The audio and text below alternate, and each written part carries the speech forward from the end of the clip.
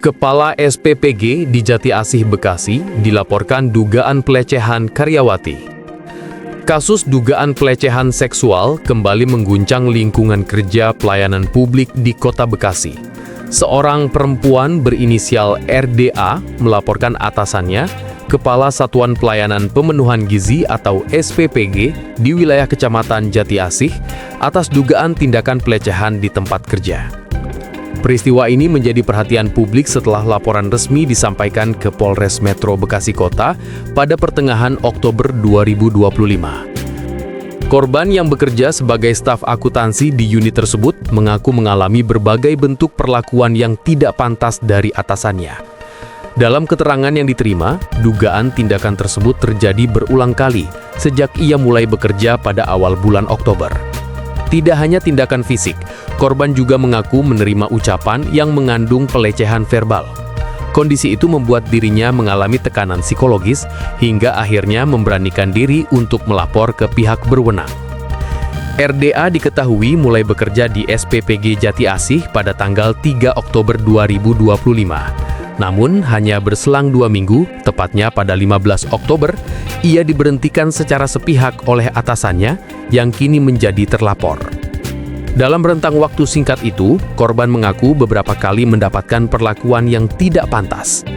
Ia menjelaskan bahwa atasannya kerap melakukan kontak fisik tanpa persetujuan, seperti menggenggam tangannya secara tiba-tiba dan menghalangi jalan ketika ia berusaha pergi dari ruangan.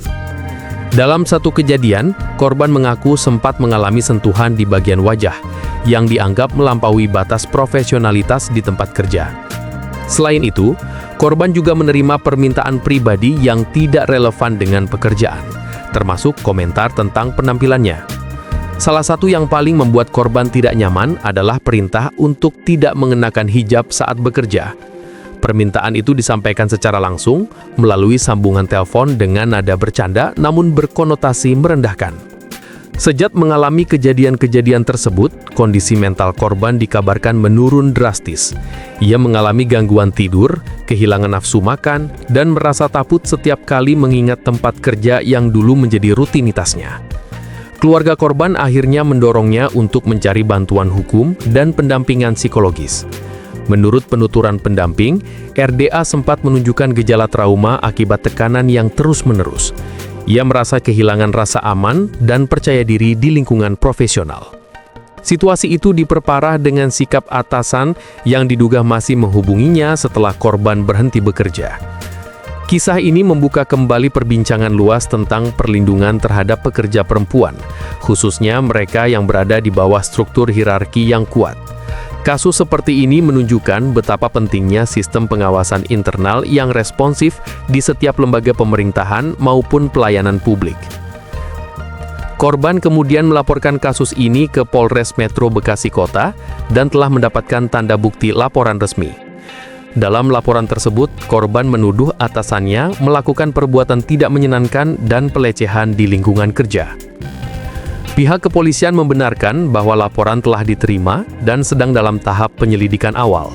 Polisi berjanji akan memeriksa semua pihak yang terkait, termasuk saksi-saksi yang bekerja di lingkungan SPPG Jati Asih. Proses penyelidikan ini diharapkan bisa berjalan transparan dan memberikan keadilan bagi korban. Selain aparat penegak hukum, Dinas Pemberdayaan Perempuan dan Perlindungan Anak Kota Bekasi juga disebut akan ikut memantau perkembangan kasus ini. Lembaga tersebut diminta memberikan pendampingan psikologis bagi korban agar dapat pulih dari trauma dan mendapatkan keadilan sesuai prosedur. Kasus ini memunculkan reaksi beragam dari masyarakat. Banyak pihak menilai bahwa dugaan pelecehan di lingkungan pelayanan publik merupakan pelanggaran serius terhadap etika profesi. Selain itu, tanggung jawab institusi menjadi sorotan karena dianggap lalai dalam menciptakan lingkungan kerja yang aman. Aktivis perempuan dan lembaga bantuan hukum menegaskan bahwa kasus pelecehan seperti ini seringkali sulit diungkap karena korban berada dalam posisi lemah secara struktural. Mereka mengingatkan bahwa laporan seperti ini tidak boleh diabaikan, karena jika dibiarkan dapat menjadi preseden buruk bagi sistem kerja pemerintahan.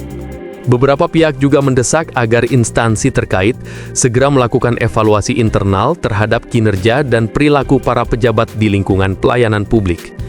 Transparansi dan perlindungan terhadap korban disebut sebagai kunci agar kasus serupa tidak terulang di masa depan. Hingga kini proses hukum masih berjalan dan polisi terus mengumpulkan bukti dan keterangan saksi. Kepala SPPG yang dilaporkan belum memberikan tanggapan resmi kepada publik. Sementara itu, korban masih dalam proses penyembuhan dan menerima pendampingan hukum. Kasus ini menjadi pengingat penting bahwa pelecehan di tempat kerja bukan hanya soal pelanggaran pribadi, tetapi juga masalah struktural yang perlu diatasi melalui regulasi, edukasi, dan pengawasan ketat. Perlindungan terhadap pekerja, terutama perempuan, harus menjadi prioritas utama di setiap lembaga negara maupun swasta. Harapan besar muncul agar keadilan benar-benar ditegakkan. Bagi korban, keberanian untuk melapor bukan hanya untuk dirinya sendiri, tetapi juga untuk membuka jalan bagi pekerja lain agar berani bersuara ketika menghadapi perlakuan serupa. Di balik peristiwa yang memilukan ini, ada pesan kuat bahwa lingkungan kerja yang sehat dan aman bukan sekedar slogan. Ia adalah bentuk penghormatan terhadap martabat manusia yang harus dijaga oleh semua pihak, terutama oleh mereka yang memegang tanggung jawab sebagai pemimpin dan pelayan publik.